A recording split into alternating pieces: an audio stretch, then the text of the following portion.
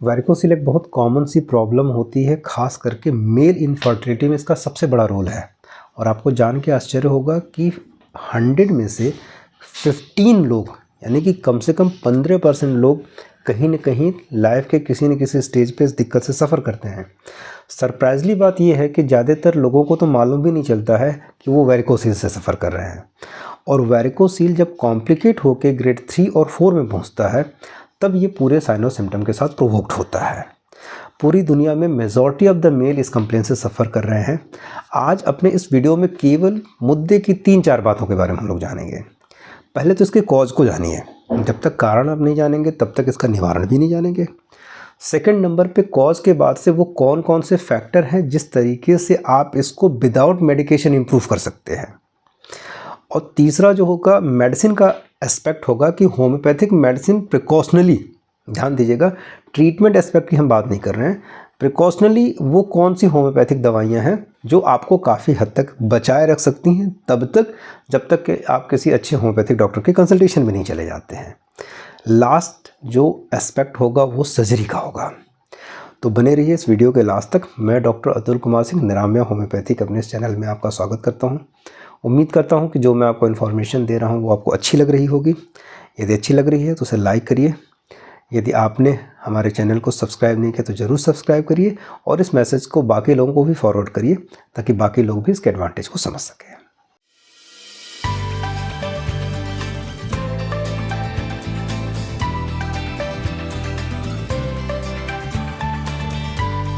सबसे पहले इसके कॉज को फाइंड आउट करते हैं। क्या कारण है जिसकी वजह से वैरिकोसिल डेवलप होता है। यहाँ इंटरनल टेस्टिकुलर वेन जो होती है उसमें एंगोजमेंट होता है और ये पैम्पनिंग फॉर्म प्लेक्सस में होता है। वहाँ एक पूरा जाल होता है, उस नेटवर्क के थ्रू होते हुए ये ड्रेन होके पहुँचती है। सरप्राइजली बात यह है कि जो हमारी लेफ़्ट टेस्टिकल की सप्लाई होती है वो सीधे जाके खुलती है लेफ़्ट रीनल वेन में। यानी कि यदि वहाँ रीनल पैथोलॉजी होगी तो भी इस बात के पूरे चांसेस हैं कि वैरिकोसिल डेवलप हो जाए। जबकि राइट साइड की जो होती है वो राइट रीनल वेन से कनेक्ट नहीं होती, वो सीधे जाके ओपन होती है।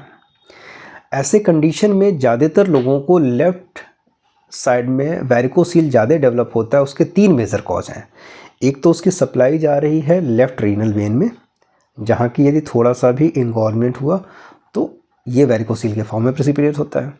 दूसरे नंबर पे जो लेफ़्ट रीनल वेन को सप्लाई दे रही है वो 90 डिग्री पे टर्न होती है, तो यहाँ एक कर्व बनता है और इस कर्व पे ऑब्स्ट्रक्शन के पूरे चांसेस रहते हैं। तीसरा जो सबसे बड़ा कारण बनता है वो बनता है यदि वहाँ किसी भी वजह से कंजेशन डेवलप हो जाए। ये 3 मेजर कॉज होते हैं। इसी वजह से लेफ़्ट साइड में वैरिकोसिल ज़्यादा प्रोमिनेंट होता है। Majority of the cases, up to 80% cases में जो वैरिकोसिल होते हैं वो लेफ़्ट साइडेड होते हैं। 30 to 40% में बायलैटरल होते हैं और बाकी राइट साइड में जो डोमिनेंस होता है वो बहुत कम होता है।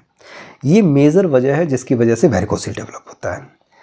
वजह जानना इसलिए ज़रूरी है कि विदाउट, जब तक आप कॉज नहीं जानेंगे तब तक इसका जो सोल्यूशन है वो नहीं फाइंड आउट कर पाएंगे, including the surgical procedure also. जहाँ लोग ये बताते हैं सर्जरी से सारी चीज़ें ठीक हो जाएंगी, ध्यान रखिएगा, सर्जरी से सारी चीज़ें ठीक नहीं होती हैं और रिकरेंस के चांस रहते हैं, अच्छे खासे रहते हैं।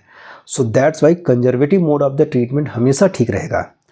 बीमारी होने से के बाद से इलाज करवाना और सर्जिकल इंटरवेंशन के बाद से दोबारा सर्जरी के लिए प्रोन टू होना या दोबारा सर्जरी के लिए जाना, वो मेरे लिहाज से ठीक नहीं है। पहले आप कंजर्वेटिव मोड को अडॉप्ट करिए। यदि आपको वैरिकोसिल है, यदि आप वैरिकोसिल का ट्रीटमेंट ले रहे हैं, यदि आपको डाउट भी है, तो ये जो हम आपको तरीके बता रहे हैं, इन तरीक़ों से आप अपने वैरिकोसिल के होने की टेंडेंसी, वैरिकोसिल की रिकवरी, वैरिकोसिल को ट्रीट करके ठीक करने में काफ़ी हद तक सक्सेस अचीव कर सकते हैं यदि आप इन तरीक़ों का ध्यान रखें। जो सबसे पहले नंबर पे हम बताना चाहेंगे वो है रेगुलर एक्सरसाइज। डिफ्रेंशिएट करिए, रेगुलर एक्सरसाइज ही ज़रूरी है in comparison to gymming. Gym करने में जब आप ओवर स्ट्रेचिंग करते हैं, यदि हमने वैरिकोसिल के 300 मरीजों को देखा होगा तो नो डाउट यदि ये जो यंग एज के बच्चे हैं 15 साल से लेकर 25 साल तक, इनमें सबसे ज़्यादा होता है। और जब इनकी केस हिस्ट्री ली गई तो इसमें से मेजॉरिटी अप टू द 70 से 80%, 85% मरीज बच्चे ऐसे हैं जो जिमिंग वाले हैं, यानी कि विदाउट ट्रेनर जो स्ट्रेचिंग कर रहे हैं और ओवर स्ट्रेचिंग कर रहे हैं, ये भी वैरिकोसील के लिए बहुत बड़ा रिस्पॉन्सिबल कॉज है। जबकि वहीं यदि आप नॉर्मल रनिंग करते हैं, नॉर्मल स्विमिंग करते हैं, नॉर्मल जॉगिंग करते हैं और नॉमिनल एक्सरसाइज के साथ चलते हैं, तो ये इसकी रिकवरी में बहुत इंपॉर्टेंट रोल प्ले करता है। तो डिपेंड आपके ऊपर करता है। यदि आप जिम कर रहे हैं तो एक ट्रेनर के प्रेजेंस में ही करिए। एक दिन में सलमान खान बनने की कोशिश ना करिए। ज़्यादा ज़रूरी है कि एक रेगुलर और एक सिस्टमेटिक जिमिंग होनी चाहिए। अदरवाइज़ रनिंग सबसे अच्छी एक्सरसाइज होती है, स्विमिंग सबसे अच्छी एक्सरसाइज होती है। तो यदि आप रिकवरी चाहते हैं तो एक हफ्ते में कम से कम आपको 150 मिनट से लेकर 200 मिनट तक की एक्सरसाइज ज़रूरी है, रिदमिक एक्सरसाइज। यदि इतना आप कर रहे हैं तो वैरिकोसील को ट्रीट करने में इसका बहुत इंपॉर्टेंट रोल है और आपकी रिकवरी बहुत अच्छी हो जाएगी। डाइट का बहुत इंपॉर्टेंट रोल है भाई वैरिकोसील की रिकवरी में। आप केवल दवाइयों के ऊपर डिपेंडेंट होकर नहीं चल सकते हैं। जहाँ भी क्रॉनिक इन्फ्लेमेशन हो रहा है वहाँ पे अनसैचुरेटेड फैटी एसिड्स की बहुत ज़्यादा रिक्वायरमेंट होती है, यानी ओमेगा 369 की। आप किसी भी वेजिटेबल या फिर आप एनिमल सोर्स में इसको आप ले सकते हैं। एंटीऑक्सीडेंट्स की बहुत अच्छी सफिशिएंट अमाउंट में ज़रूरत होती है, यानी ग्रीन लीफी वेजिटेबल खूब ज़्यादा खाइए, एंटीऑक्सीडेंट खूब ज़्यादा लीजिए। इसके अलावा फ़िश बहुत अच्छा रोल प्ले करता है। विटामिन्स का सोर्स खास करके नेचुरल, उसको अडॉप्ट करिए। मल्टीविटामिन की सलाह हम नहीं देते हैं।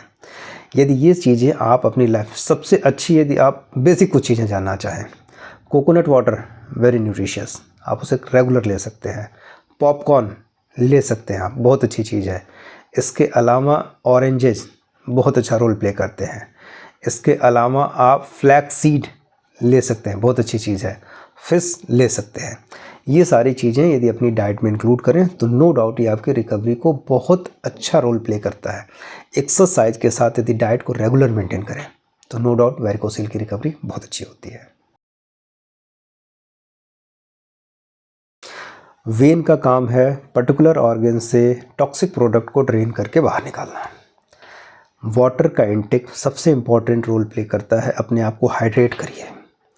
हाइड्रेट करेंगे तो नो डाउट यदि प्लेंटी ऑफ द वाटर या plenty of the liquid diet आप अपने फूड में इंक्लूड कर रहे हैं एक रेगुलर एक्सरसाइज और रेगुलर डाइट के साथ, तो नो डाउट ये आपकी रिकवरी में बहुत इंपॉर्टेंट रोल प्ले करता है।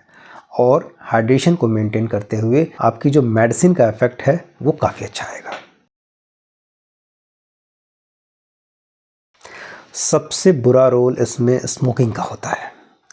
यदि कोई स्मोकर है या चेन स्मोकर है, ऐसे लोगों में वैरिकोसील होने की प्रोबेबिलिटी ज़्यादा होती है, क्योंकि जो स्मोक है, स्मोक की वजह से जो टॉक्सिन होते हैं वो जो ब्लड वेसल है इसके क्वालिटी को काफ़ी हद तक डैमेज करते हैं।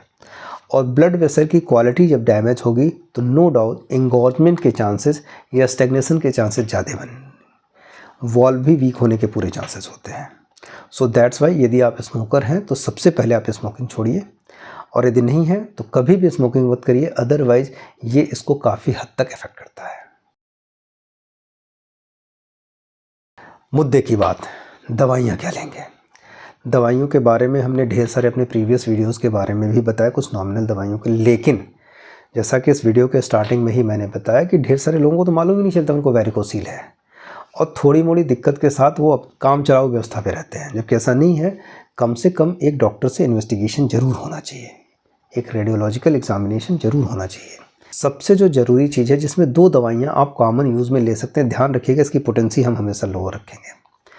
आप हेमेमेले-6 को ले सकते हैं रेगुलर यूज़ में 6 CH, और दूसरी जो दवा है वो आर्निका 6 CH में ले सकते हैं। यदि पेन नहीं हो रहा है, एसिम्प्टोमेटिक तरीके से है, आपको ग्रोइंग रीजन में थोड़ी सी सूजन दिखाई देती है, डिस्कम्फर्ट दिखाई देता है, पेन तक नहीं नौबत आई है, तो नो डाउट आप हेमेमेले-6 को 10 बूंद सुबह दोपहर शाम 1 चम्मच पानी में ले लीजिए। लेकिन यदि आपको पेन हो रहा है, डिस्कम्फर्ट हो रहा है, ऐसी कंडीशन में आर्निका 6 CH बहुत अच्छा काम करेगी। तरीका सेम रहेगा, 10 बूंद सुबह दोपहर शाम बिफोर द मील। मुद्दे की बात, दवाइयाँ हमेशा एक डॉक्टर के कंसल्टेशन में लीजिए। क्यों? क्योंकि वैरिकोसील के जो सेकेंडरी कॉम्प्लिकेशन है वो ज़्यादा खतरनाक हैं। ये ज़्यादा बेटर रहेगा आपके लिए कि यदि किसी डॉक्टर के कंसल्टेशन में रह के आप दवा लेते हैं तो वो ज़्यादा अच्छा रहेगा और रिकवरी के लिए बहुत इंपॉर्टेंट चीज़ है। सर्जिकल ट्रीटमेंट या फिर सर्जिकल इंटरवेंशन वैरिकोसील में इनिशियल स्टेज में मैं रिकमेंड नहीं करता हूँ। स्टेज 1 और 2 में सर्जरी एकदम नहीं होनी चाहिए।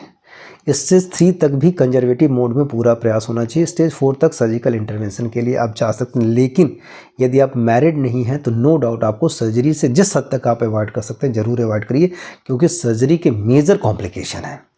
सर्जरी के कॉम्प्लिकेशन क्या हैं, किस तरह से हैं और कैसे सर्जरी आपकी वैरिकोसील की कंडीशन को अफेक्ट करती है और ख़ास करके आपकी फैमिली प्लानिंग को अफेक्ट करती है, इसके बारे में जानने के लिए नेक्स्ट वीडियो का वेट करिए। उम्मीद करते हैं कि hazard of the surgery in the varicocele, उसके बारे में हम लोग बात करेंगे अपने नेक्स्ट वीडियो में। Thank you very much. यदि ये वीडियो आपको अच्छा लगा हो तो ज़रूर इसे बाकी लोगों को फॉरवर्ड करिए। धन्यवाद। मैं डॉक्टर अतुल कुमार सिंह, निरामय होम्योपैथी से।